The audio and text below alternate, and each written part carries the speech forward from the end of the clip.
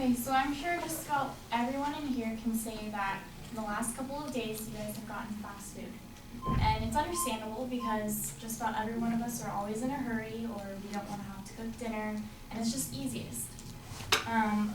Since about 1900, things have changed a lot in the way that we eat at home, and that things have gotten a lot easier for us to just go pick up food, or that it's a lot cheaper. Practicing physician Mark Hyman found in 1900, 2% of meals were eaten outside of the home. In 2010, 50% were eaten away from home, and 1 in 5 breakfasts is from McDonald's. Most family meals happen about 3 times a week, last less than 20 minutes, and are spent watching TV or texting while each family member eats a different microwave food. And more meals are eaten in the minivan or instead of the kitchen. So basically, I want to tell you guys that it's more important to be eating home-cooked meals instead of eating out and going to pick up fast food or eating at restaurants. I'm going to be describing to you guys how it's cheaper, first of all, and how it's healthier, how it's going to bring structure to the family, and also how it's going to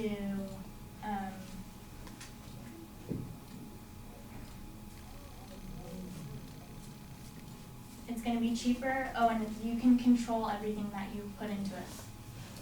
So first off, restaurants are just easier for dinner because you don't want to have to come home from a long day of work and cook for the family and decide, oh, do I have enough of this or have enough of that, and just have to kind of worry about everything. But when you go to a dinner, let's just say like Red Robin's, and you're paying for 4 people on the family, that's going to be a lot more expensive than if you were to make spaghetti for dinner or something really easy and inexpensive. Another way that it's cheaper is if you buy food in bulk. Say that you go to Costco and you buy like huge packs of chicken, and you can go ahead and just freeze that, and it'll last you for a couple weeks, if not a month, or however long it takes you to go through all that. Buy food on sale and use coupons. That also helps a lot too. Most people usually have leftovers after you're done eating, and that's another great thing because then you can save that for the next day and take it for lunch. And then you're not worrying about going to McDonald's or hurrying like when you're on your lunch break at work. And then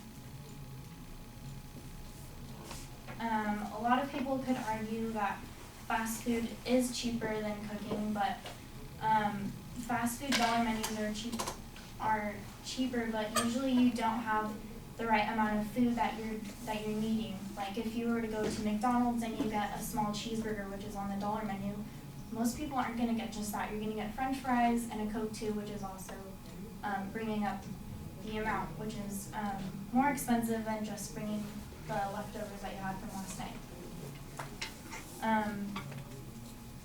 And then Chef Laura, in her cookbook called Cool Cuisine, notes that just by bringing your home-cooked leftovers to work for lunch can save you a cool $100 each month.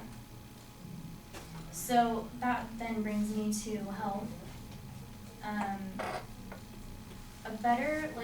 When you cook at home, you're getting better quality food because you know that you're buying all the right ingredients. When you're going out to different restaurants, they're not going to spend more money on good quality food. They're wanting to get the most for their money, so they're going to buy the not as good of chicken, not as good of vegetables, all that kind of stuff. So you know that you're getting the best quality for your family.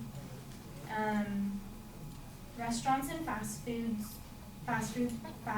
places they cook with a lot more salt and fat because they know that it's going to be more tasteful. We aren't going to cook with a lot much stuff because we know like how to cook. We don't want to be cooking fat things for our family. And also we balance our meals better than we do if we were to go to a restaurant, because a lot of the time when you go out to dinner, you're getting twice twice the amount of food than we actually need. And if we're cooking at home, we're able to save that for later instead of just throwing it away. Liz Jensen is a certified health coach and works on nutrition. She says that in each proportion of your plate, you should have half of the plate covered in fruits and vegetables, a fourth with whole grains, and a fourth protein. And when you're going to restaurants or fast food places, you're not getting all the nutrition and everything that you need in every single meal. Then that brings me to control. Our food is handled better when we cook it ourselves. I'm sure a lot of you guys have noticed if you guys go and get like something for breakfast at like Jack in the Box, let's say it's the breakfast sandwich and it has eggs in it. I'm sure some of you guys could say that there was like eggshells in it or something nasty like that. We know that we're going to cook our food better and it's handled a lot better than if you're going through a drive-thru really quick, because they're not worried about, oh, is this going to be tasteful or am I doing this the right way? They want to hurry up and get it out there. And then when we're cooking, we're getting all the food groups that we need. We're making sure that we are putting all the fruits and vegetables and all the grains and protein that we need, whereas you're not doing that in the restaurants and fast food places. And last, I want to talk about the structure. When you're eating dinner at home, it just kind of brings the family together, and it's a lot more beneficial to kids.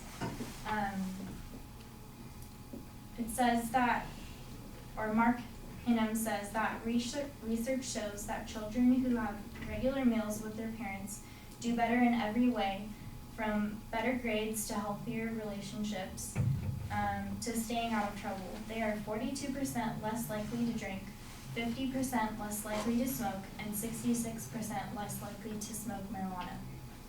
So it sounds kind of ridiculous because you're thinking, well, how is all of this going to change the fact that they're out partying or smoking or drinking with their friends as they get older? But just staying at home with your parents and having a weekly routine with your kids is instilling good morals and values, and they're able to see that there's more than just hanging out with your friends and doing bad things and being influenced by watching TV and being texting on their phone while they're eating dinner. Like, you make structural rules for dinner time every single night.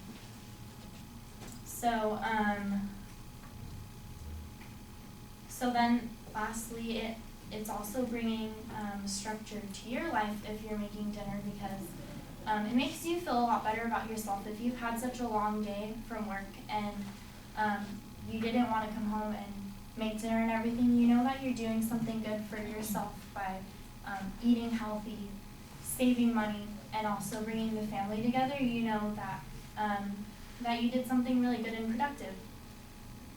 So in conclusion, I just want to say, like, if you had the chance to make dinner and it was helping you and being beneficial and outweighing the cost, then wouldn't you do it?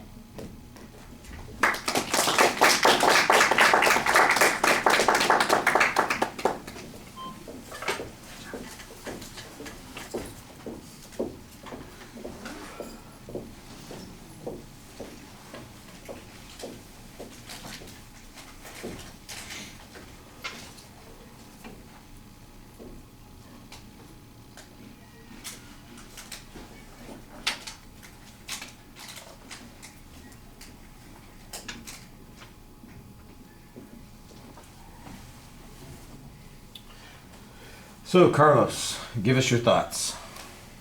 I thought it was a good topic. I felt like you you were nervous. Seemed like you were nervous. In the beginning, you kind of stumbled on your words, but you gave yourself information, your examples of the topics of why we should not eat fast food was good. makes me regret eating Burger King yesterday. Your eye contact, you didn't really look towards this side of the room. I noticed. You could maybe next time try to scan the whole room. But other than that, it's pretty good. Okay. Yeah, it's kind of funny. We had a third of this speech earlier today because Romy was given, I think he had even the same set of statistics that you used at the one point. So, you know. So I like the idea of the speech. I also like the fact that the speech is not just focused.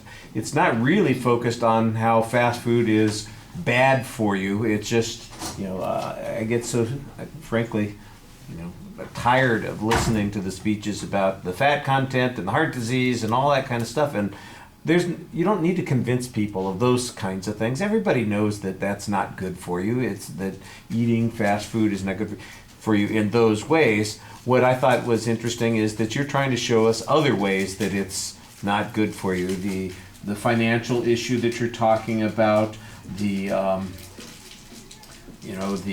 potential benefits that we would have, like to our families, or the economic benefit at home, the control issue. I like the idea of the control issue. To me, that was the one that I thought you had the least amount of proof on, and the hypothetical that you came up with is the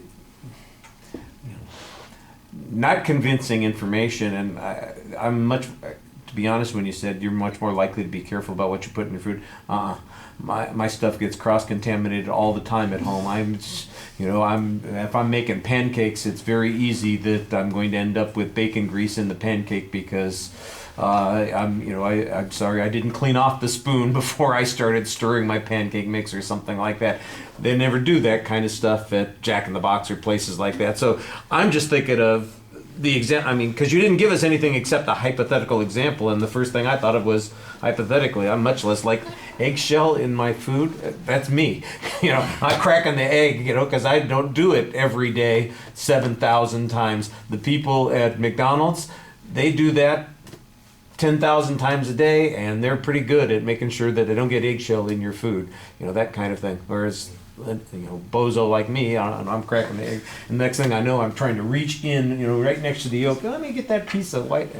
The hell with it, cook it. I like my eggs a little crunchy anyway.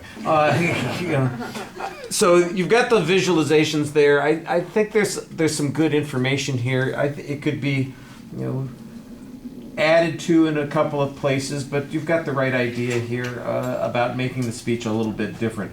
Presentation things, I think the eye contact's a little inconsistent. Sometimes it's what Carlos is talking about. You're not necessarily looking at all parts of the room, maybe just the center focus of the room. Sometimes you are looking down at the notes a lot more than you probably want to be. There was one section in particular where I noticed there was a long period when you were looking at the notes, and I thought, well, that breaks it up a little bit, and you want to be connecting with the audience more, and that hurts a bit. I've said it before, and I'm going to say it again. People, you got to plant your feet on the ground. You look like you are never set to speak. You've got your ankles crossed the whole time you're speaking, and you just don't look like you're poised. And you should be in control of the situation as opposed to anxious. And it just looks anxious when you're standing there that way. And I don't know if everybody else notices it as much as I do. Maybe it's just one of those things because I'm looking for little things to give people a recommendation on. Both feet on the ground, you're going to be in a lot more control. You're going to feel more in control, and it'll look like you're more in control. That's a minor little thing, but something definitely that's easy to fix. And we want to fix all the easy stuff first, because that improves a lot of things. Okay.